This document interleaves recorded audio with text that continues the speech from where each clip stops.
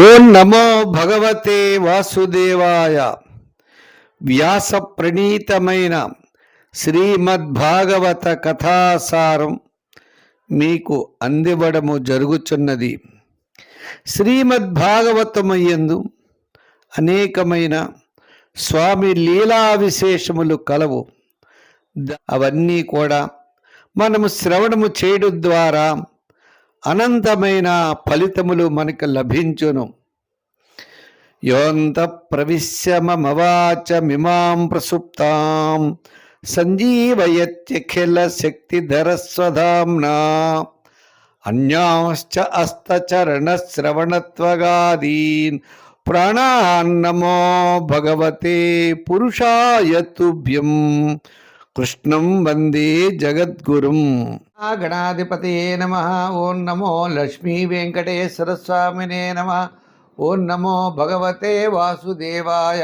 నారాయణం నమస్కృత్య నరం చైవ నరోత్తమం దేవీం సరస్వతీం వ్యాసం తతో జయ ముదీరయేత్. రామాయ రామభద్రాయ రామచంద్రాయ వేధసే రఘునాథాయ నాథాయ సీతాయాః పతయే నమః.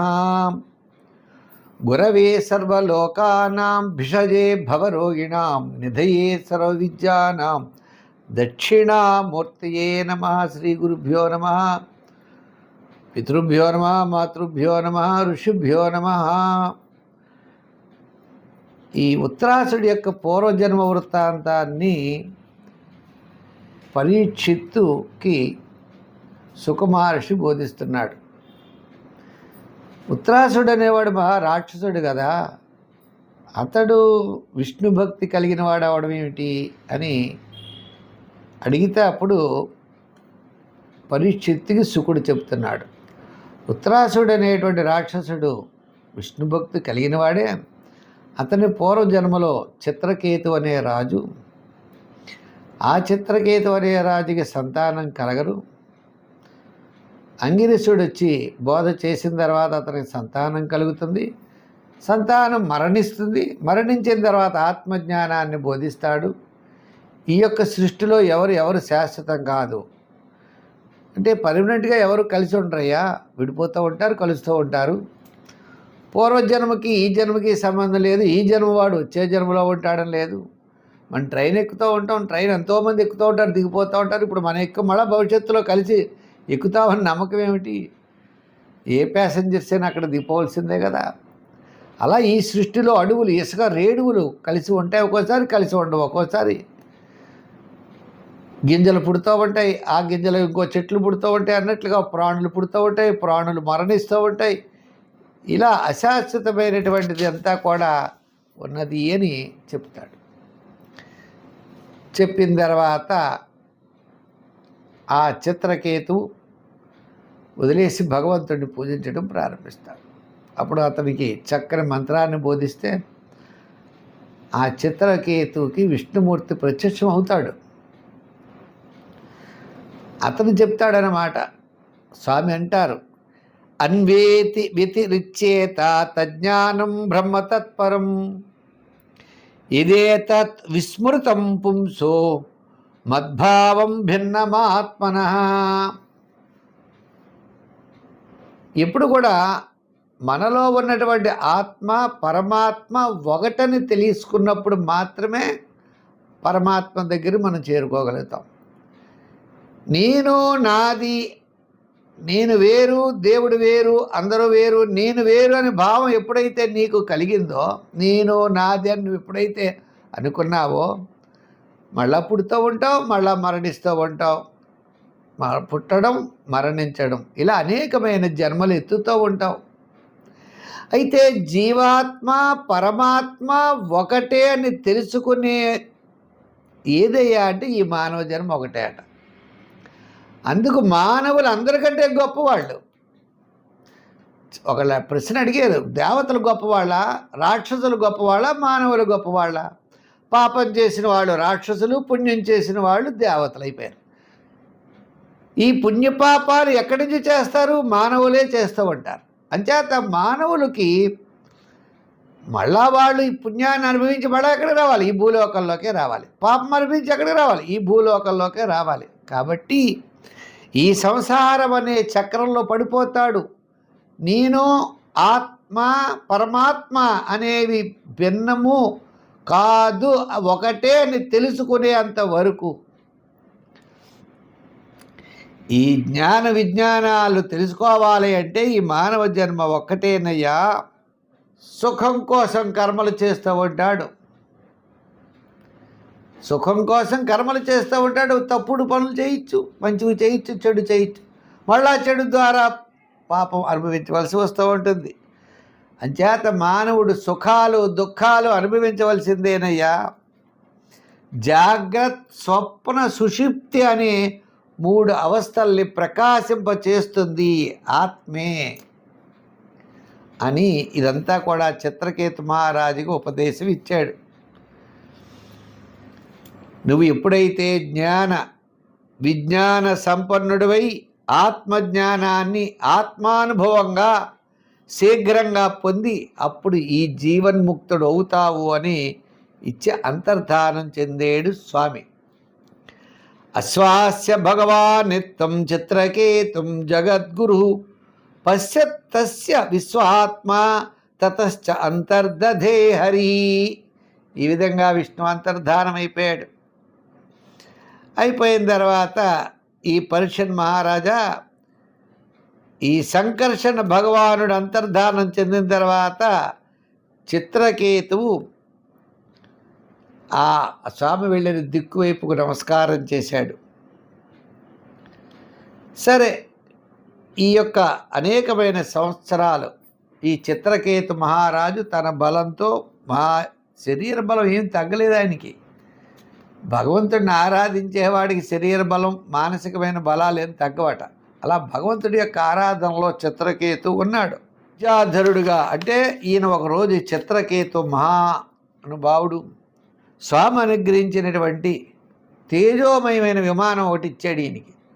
ఆ విమానం ఎక్కి అలా అన్ని లోకాలు తిరుగుతూ ఉంటాడు.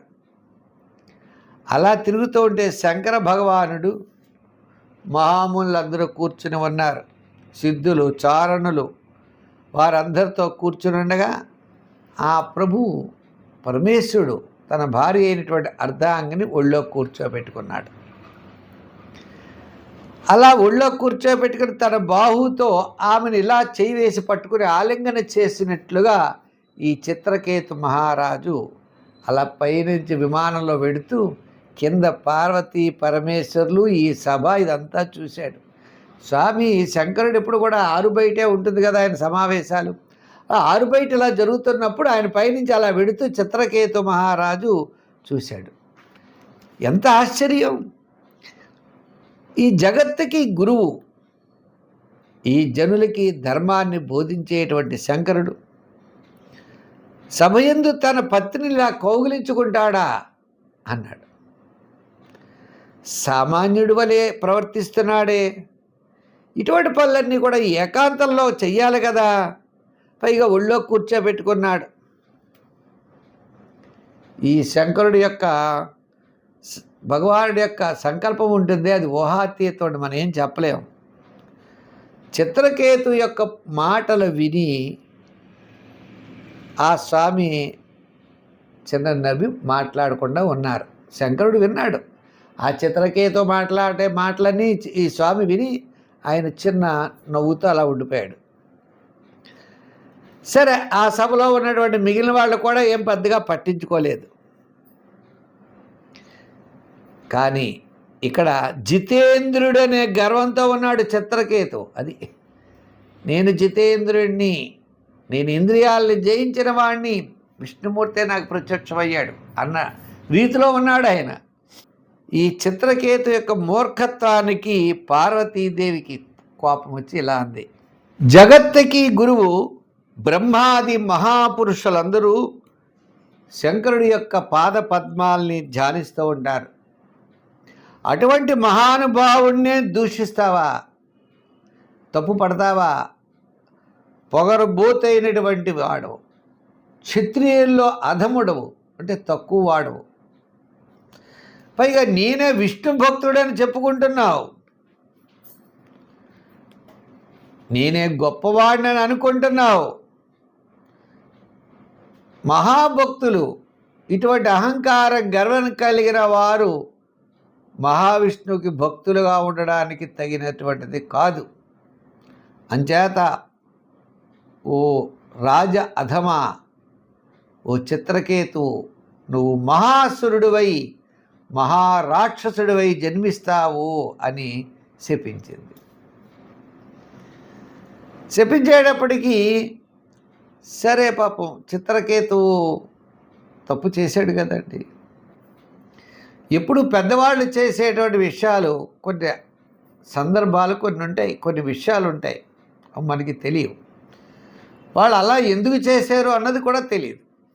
సరే, ఈ విధంగా ఈ చిత్రకేతువు పార్వతీదేవి చేత మహా రాక్షసుడు అవుగాక అని శాపమిచ్చేటప్పటికీ ఏవం సప్త చిత్రకేతుర్విమానాద్ అవరుహ్య స ప్రసాదయామాస సతీ మూర్ధన నమ్రేణ భారత. ఈ చిత్రకేతు గబగబా పైన విమానం నుంచి కిందకి దిగి నమ్రతతో వినయంతో పార్వతీదేవికి నమస్కారం చేశాడు. చేసి శాపం వద్దని ఏం అనలేదండి. నా శాపం పోగొట్టే ఉపాయం కూడా చెప్పమని ఆయన అడగలేదు. అసలు ఏమీ మాట్లాడకుండా ప్రతిగృహ్ణామి తే శాపం ఆత్మనోంజలినాంబికే దేవైర్మర్చాయ యత్ప్రోక్తం పూర్వదిష్టం హి తస్య తతు. ఓ జగన్మాత, నేను సవనీయంగా సంతోషంతో నీ శాపాన్ని గ్రహించుచున్నాను. దేవతలు మనుష్యుల కొరకు చెప్పిన మాటలన్నీ వారి ప్రారబ్ధ కర్మ ఫలముల వల్లనే సూచిస్తాయి. మనుషులైనా ఎవరైనా ఇప్పుడు మాట్లాడాడు అంటే ప్రారబ్ధ కర్మ, ఆ వాడు ఏం చేయాలంటే అది జరుగుతూనే ఉంటుంది. తల్లి, నా సుఖం దేనికి? దేహానికి. దుఃఖం దేనికి? దేహానికి. ఆత్మకుంటాయా? సుఖ దుఃఖాల ఆత్మకుండవు. నా ఆత్మ ఎప్పుడు స్వామినే దర్శిస్తూ ఉంటుంది, స్వామి యొక్క పాదాలనే సేవిస్తూ ఉంటుంది. నా ఆత్మ ఎప్పుడు, మనసు ఎప్పుడు ఆ విష్ణుమూర్తి యొక్క పాదముల వద్దే ఉంటుంది తల్లి అన్నాడు. ఈ సుఖము దుఃఖము ఇవన్నీ దేనికి? దేహాలకి అని చెప్పాడు. ఇవన్నీ ఎవరికి? కర్తకే. నువ్వు పలానా ఇది అవ్వు, నీకు తిండి లేదు, నువ్వు ఎలా, ఇవన్నీ దేనికి? శరీరానికి, దేహానికి తప్ప ఆత్మకు కాదమ్మా. ఆ సర్వేశ్వరుడు సమస్తమైనటువంటి ప్రకృతిని సృష్టించినాడు. ఆయన మాయ ఇదంతా. ఈ బంధ మోక్షాలన్నీ కూడా బంధము సుఖ దుఃఖాలతో కల్పించబడుతుంది. ఈ సంసారం అనే బంధమే లేదు, ఈ సుఖం లేదు, దుఃఖం లేదు అన్నాడు. ఆ సర్వేశ్వరుడైనటువంటి శ్రీహరి అందరి యందు కూడా సమానమైన దృష్టి కలిగి ఉంటాడు. భగవంతుడికి వీరిష్టం వీరిష్టం కాదు అని ఉండదు. భగవంతుడికి అందరి యందు సమానత్వమే ఉంటుంది. భేదం అనేది స్వామికి ఉండదు. ఆయన మాయాశక్తి. పరమేశ్వరులకి వాడు చెప్పిన వేదాంతం అర్థమైంది. సుఖం దుఃఖం రాక్షసము ఇవన్నీ దేనికి? దేహానికి తప్ప ఆత్మకు కాదు. ఆత్మ ఎప్పుడూ స్వామి మనస్సు ఎందే ఉంటుంది అని చెప్పేప్పటికీ ఆ చిత్రకేతు యొక్క ఆమె గల అభిప్రాయం తొలగిపోయింది. ఏం చేస్తారు? ఆ చిత్రకేతు ఇలా ఆత్మజ్ఞానాన్ని బోధిస్తూ ఉన్నాడు. ఇతి శ్రుత్వా భగవతః శివస్యోమాభిభాషితం బభూవ శాంతధీరాజన్ దేవీ విగత విస్మయా. చిత్రకేతు అంటే సామాన్యుడు అనుకున్నాడా? వాడు పార్వతీదేవి కూడా శాపం ఇవ్వగలిగిన సమర్థుడే, అంత శక్తివంతుడే. కానీ ఇయ్యలేదు. పార్వతీదేవి ఇచ్చిన శాపాన్ని తాను శిరసా వహించాడు తప్ప పార్వతీ పరమేశ్వరులు ఎందు అతను కోపాన్ని వహించలేదు. అది అతనిలో ఉన్న గొప్పతనం. మూర్ధనా సంజగృహే శాపం ఏతావత్ సాధు లక్షణం. మనం ఎవరినైనా పెద్దవాళ్ళని తిట్టామనుకుందాం, వారు స్వీకరిస్తారు తప్ప తిరిగి తిట్టరు. మరి ఎందుకు తిట్టరయ్యా అంటే వాళ్ళు అందుకే గొప్పవాళ్ళు అయ్యారు. ఓ చిరునవ్వు నవ్వుతారు, మనం తిడితే వాళ్ళు చిరునవ్వు నవ్వుతారు. ఒరే నువ్వు మూర్ఖుడువరా ఇలా తిడుతున్నావు అని. పెద్దవాళ్ళని ఎప్పుడు దూషిస్తే మనకి పాపం ఉంటుంది. అంచేత మనం చిన్నపిల్లవాడు మనల్ని ఏదో అన్నాడని మనం చిన్నపిల్లవాడిని కొట్టకూడదు. చిన్నపిల్లవాడు మనల్ని ఎందుకు అన్నాడు? వాడికి అజ్ఞాని కాబట్టి అన్నాడు, వాడికి తెలియదు చిన్నపిల్లవాడు. మనం జ్ఞానం కలిగిన వాళ్ళం, మనం వాడిని కొట్టడం ఏమిటి? లేదా మనం వాడిని అనడం ఏమిటి? అంచేత ఎదరవాళ్ళు అన్నారు కదా అని గబగబా సత్పురుషులు అనరట. ఆ చిత్రకేతువే త్వష్ట ప్రజాపతి దక్షిణాగ్ని యందు ఒక రాక్షసుడిగా పుట్టాడయ్యా.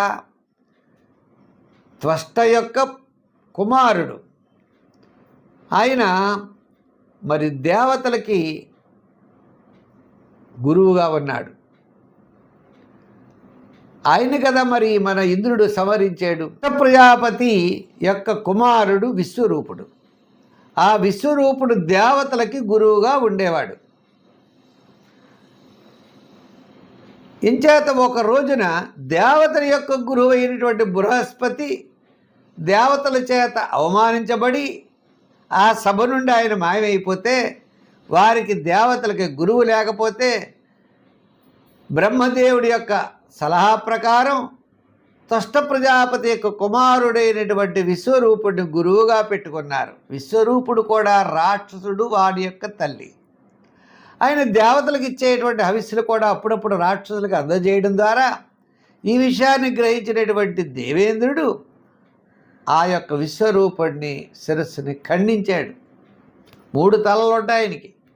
ఖండిస్తే బ్రహ్మహత్యా పాపం వచ్చింది. ఆ బ్రహ్మహత్యా పాపం తొలగడం కోసం 4 తీసుకున్నారు. స్త్రీలు, చెట్టులు, భూమి, నదులు. ఇలా 4 బ్రహ్మహత్యా పాపం తీసుకున్న తర్వాత ఎప్పుడైతే ఈ కోపంతో దక్ష ప్రజాపతి అంటే త్వష్ట ప్రజాపతి తన దక్షిణాగ్ని నుండి ఒక రాక్షసుడు పుట్టాడు. అతనే ఉత్తరాసురుడయ్యా. సరే, ఆ ఉత్తరాసురుడు ఎంతసేపు రాక్షస రూపంలో ఉన్నా, చిత్రకేతు రూపంలో ఉన్నా, ఎలా ఉన్నా అతడు స్వామిని ఎప్పుడు వదలలేదు. స్వామినే చెంతనే ఉండి స్వామితోటే మాట్లాడుతూ ఉండేవాడు. కానీ వాడు రాక్షసుడు అవ్వడం వల్ల ఆ ఉత్తరాసుడు అన్నాడు, మా సోదరుణ్ణి నువ్వు సంహరించేవు విశ్వరూపుణ్ణి, అంచేత మిమ్మల్ని వదిలిపెట్టను అని చెప్పి దేవతలతో అతని రాక్షస ప్రవృత్తి యుద్ధం చేశాడు. చనిపోయే ముందు ఏమన్నాడు? అతన్ని సంహరించడానికి మామూలు వాళ్ళ వల్ల అవ్వకపోతే దధీచి మహర్షి తన శరీరాన్ని త్యాగం చేస్తే ఆ శరీరం ఎముకల నుండి వజ్రాయుధం తయారు చేసి ఆ వజ్రాయుధంతో దేవేంద్రుడు ఆ ఉత్తరాసురుడిని సంహరించాడు. అదయ్యా విషయము. ఉత్తరాసురుడు అంటే సామాన్యుడు కాదు. అతడు చిత్రకేతు అనేటువంటి మహావిష్ణు భక్తుడు. ఉత్తరుడను పేరు ఖ్యాతి వహించాడు. ఆ పూర్వజన్మ సంస్కార ప్రభావం వలన అతనికి భగవత్ స్వరూప జ్ఞానము, భగవంతుని ఎడల భక్తి ఇవి ప్రగాఢంగా ఉన్నాయి. అంచేతనే చిత్రకేతు యొక్క ఈ యొక్క ఆఖ్యానం, ఇతిహాసం ఉన్నదే, ఇది చాలా పవిత్రమైనది. విష్ణు భక్తుడు రాక్షసుడైనప్పటికీ కూడా తన విష్ణు భక్తిని వదలలేదు అనే విషయాన్ని మనం ఇక్కడ తెలుసుకోవాలి. రాక్షసుడు అయ్యాడు కదా, విష్ణు భక్తిని వదిలేడా? వదలలేదు. ప్రహ్లాదుడు ఎలాగో ఉత్తరాసురుడు అలాగను అంత భక్తి కలిగిన వాడు ఈ యొక్క ఉత్తరాసురుడు. సామాన్యమైన వాడు కాదు. అంచేత అతను ఏమడిగాడు? మోక్షం వద్దన్నాడు, లోకాలు వద్దన్నాడు, సుఖం వద్దన్నాడు, అసలు ఏం వద్దన్నాడు? నీ యొక్క పాదముల యొక్క వద్ద నేను ఉండాలి, నీ యొక్క భక్తిని కోరుకోవాలి, నిన్ను సదా సేవిస్తూ ఉండాలి అన్నాడు. మరి మిగిలిన వాళ్ళు అలా కాదు, నాకు అది కావాలి ఇది కావాలంటారు భక్తులు. ఇతను ఏమీ నాకొద్దు, నువ్వే కావాలన్నాడు. పార్వతీదేవి చెప్పించినా అమ్మా అవన్నీ కూడా ఆత్మకి ఉండవమ్మా, ఆత్మ ఎప్పుడు నిర్మలమైంది, నీవు శాపాలు ఇవన్నీ కూడా శరీర దేహాలకి, ఇవి శాశ్వతం కాదు, ఇది వేరు, ఆత్మ వేరు, ఆ పరమాత్మ అనేటువంటిది ఎప్పుడు నిత్యమైనదమ్మా అని పార్వతీదేవికే వేదాంతాన్ని చెప్పినటువంటి చిత్రకేతు. వాడు ఉత్తరాసురుడు ఏడు తన శరీరాన్ని వదిలిపెట్టాడు. పవిత్రమైనది. మహాత్మ్యం విష్ణు భక్తానాం శ్రుత్వా బంధాద్ విముచ్యతే.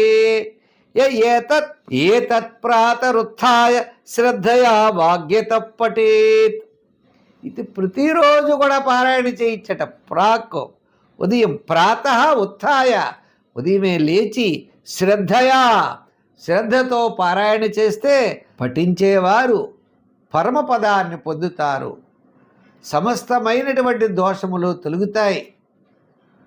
పూర్వజన్మ వలన వచ్చినటువంటి పాపములు నశించడం ద్వారా ఈ జన్మలో వారికి ఉత్తమమైనటువంటి గతులు కలుగుతాయ్యా.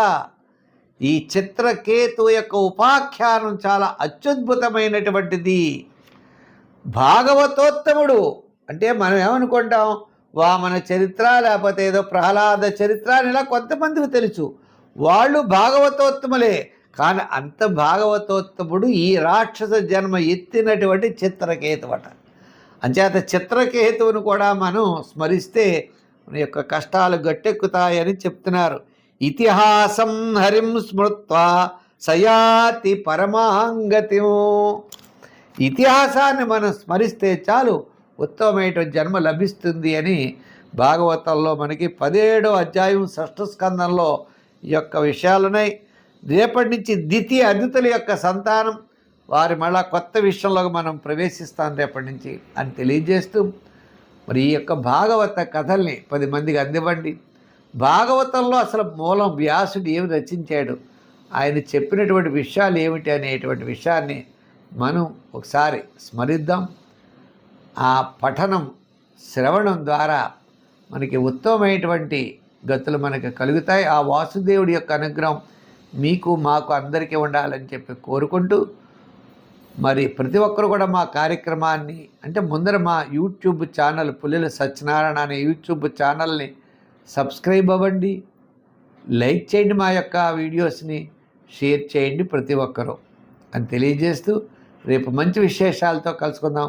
సర్వే జనా సుఖినో భవంతు. స్వస్తి.